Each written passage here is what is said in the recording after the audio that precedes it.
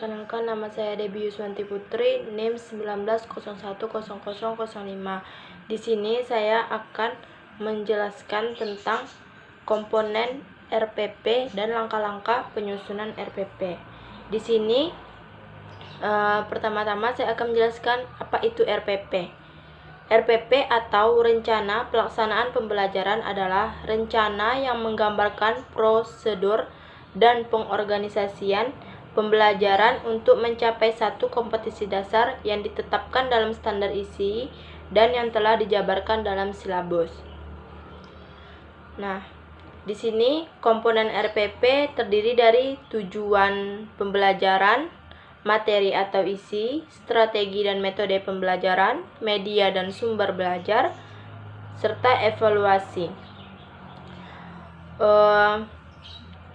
Di sini saya akan menjelaskan satu-satu, yaitu dari pertama tujuan pembelajaran. Tujuan pembelajaran adalah standar kompetensi lulusan tujuan pembelajaran dirumuskan dalam bentuk kompetensi yang harus dicapai atau dikuasai oleh siswa. Melalui rumusan tujuan, guru dapat memproyeksi apa yang harus digali dari berbagai sumber belajar sesuai dengan kompeten yang harus dicapai.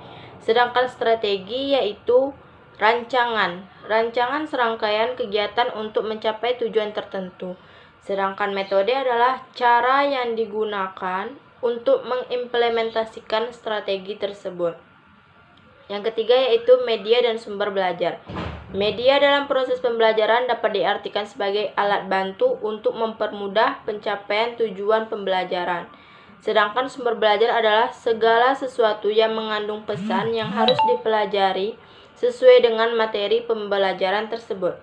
Sedangkan evaluasi yaitu evaluasi dalam KTSP diarahkan bukan hanya sekedar untuk mengukur keberhasilan setiap siswa dalam pencapaian hasil belajar, tetapi juga untuk mengumpulkan informasi tentang proses pembelajaran yang dilakukan setiap siswa. Oleh sebab itu, dalam perencanaan pelaksanaan pembelajaran, setiap guru tidak hanya menentukan tes sebagai alat evaluasi, akan tetapi juga menggunakan non-tes dalam bentuk tugas, wawancara, dan lain sebagainya. Selanjutnya yaitu langkah-langkah penyusunan RPP. Yang pertama, identitas, yaitu tuliskan identitas RPP yang terdiri dari nama sekolah, mata pelajaran, kelas, semester, standar kompetensi, kompetensi dasar, indikator, dan alokasi waktu. Dan yang kedua yaitu tujuan pembelajaran. Yang pertama, tuliskan output atau hasil langsung dari satu paket pengalaman belajar yang dikemas oleh guru. Untuk itu, penetapan tujuan pembelajaran dapat mengacu pada pengalaman belajar siswa. Yang kedua, bila pembelajaran dilakukan lebih dari satu pertemuan, ada baiknya tujuan pelajaran juga dibedakan menurut waktu pertemuan sehingga target-target produk tiap pembelajaran juga terlihat.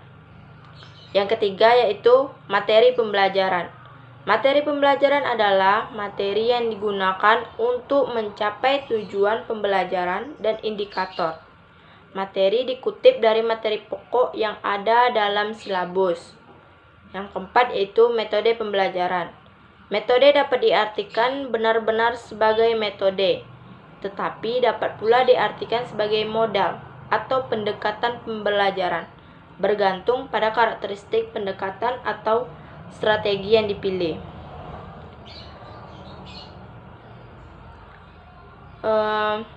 Oleh karena itu, pada bagian ini dicantumkan pendekatan pembelajaran dan metode-metode yang diintegrasikan dalam satu pengalaman belajar siswa. Yang A, pendekatan pembelajaran yang digunakan misalnya pendekatan proses kontekstual, pembelajaran langsung, dan pemecahan masalah, serta metode-metode yang digunakan misalnya ceramah, diskusi, tanya jawab, demonstrasi,